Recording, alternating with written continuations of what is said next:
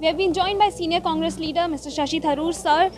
Today you have launched your new book. Many congratulations to you for that. Thank you. Sir, if we talk about your book, you have mentioned about Hindutva. Recently, a lot of debate is being going on this term. Your colleague, Mr. Salman Khurshid, has also mentioned this term in his book, after which he has been attacked by various leaders and also by the common people as well. What have you mentioned in your book, sir? See, my book is mainly an anthology of writings over the last 40 years. And what I have to say on the subject of Hinduism and Hindutva was said in two books that were published earlier. That is, Why I Am a Hindu and The Hindu Way. Now, I am a Hindu. I'm proud of it. I have no problem with it. But my idea of Hinduism is an intensely personal idea of a religion that is about seeking your own truth. And you seek ultimately within yourself. The very idea of a personal truth essentially involves the acknowledgement that there may be other truths for other people and that you have to respect those. That the acceptance of difference is fundamental to Hinduism. We have been taught there is one truth, but there are many ways, many words for it, many ways of finding it. That, as Swami Vivekananda said, just as many rivers flow in different directions and end up in the same sea, so also different ways of worship will reach the same divine.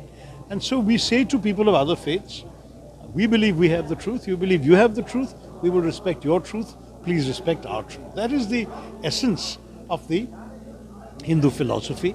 And to my mind, because that's the philosophy that I grew up with, I have a great respect for people of other faiths and I expect them to treat me in the same way.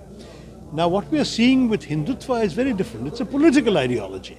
It says that instead of the sort of soaring, inclusive, majestic idea of Vedanta, this faith which is ultimately about respect for the divine and respect for others and the spiritual content, instead of all of that, you have Hindutva that reduces Hinduism to a badge of identity, like that of the British football hooligan saying, this is my team and if you support another team, I'll hit you on the head.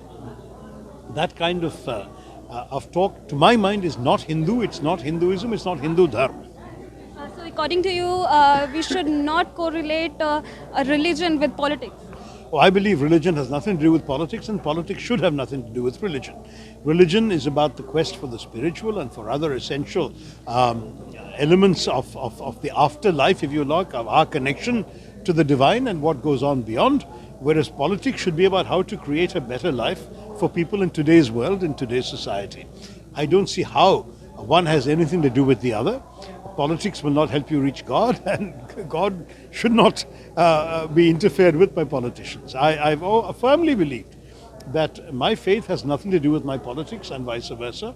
And indeed, I don't believe that government and politics have any place in the temple or in the kitchen or in the bedroom.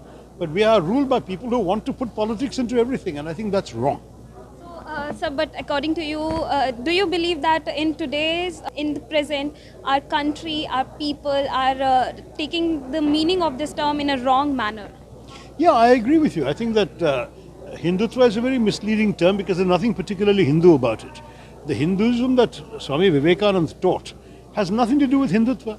Hindutva is all about a political ideology in a very divisive way that is using it as a very sharp tool against people of other faiths. The Hindu Dharma doesn't teach us that.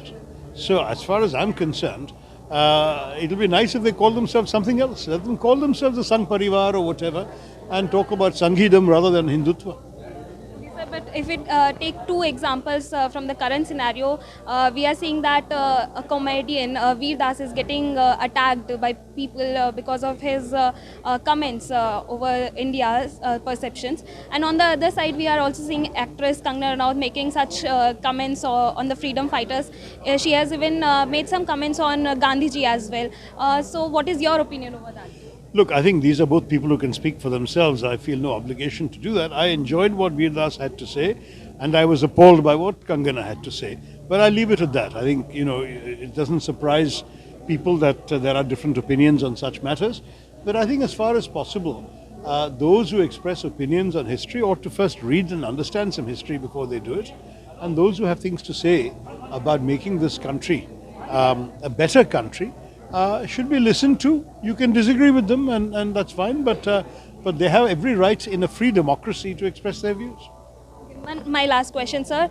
You have also mentioned, you have correlated Sardar Vallabhbhai Patel with Prime Minister Narendra Modi. What do you want to say about that, sir?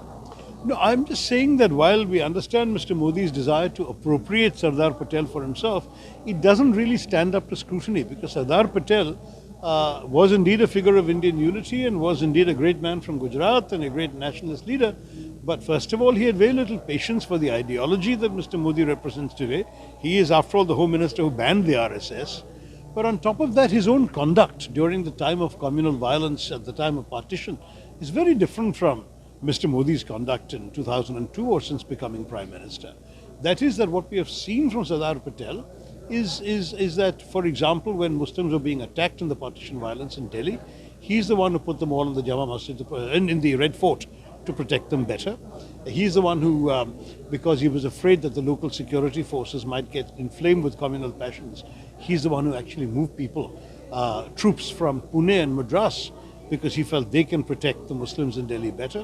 When Muslims were being attacked on their migration to Pakistan, physically on their way to Pakistan, he went to Punjab and pleaded with the local communities there not to attack Muslims, saying this is not the Gandhian way.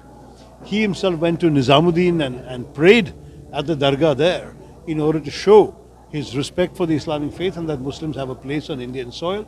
These are all things you could not imagine Mr. Narendra Modi, either as Chief Minister or as Prime Minister, doing. So there is no comparison. For one to try and adopt the mantle of the other is, to my mind, very difficult to accept. This was Congress leader Shashi Tharoor, who said that there is no place of politics in religion, and the term Hindutva and Hinduism are two different things. This is Nyamka Singh reporting from Delhi for ETV Bharat.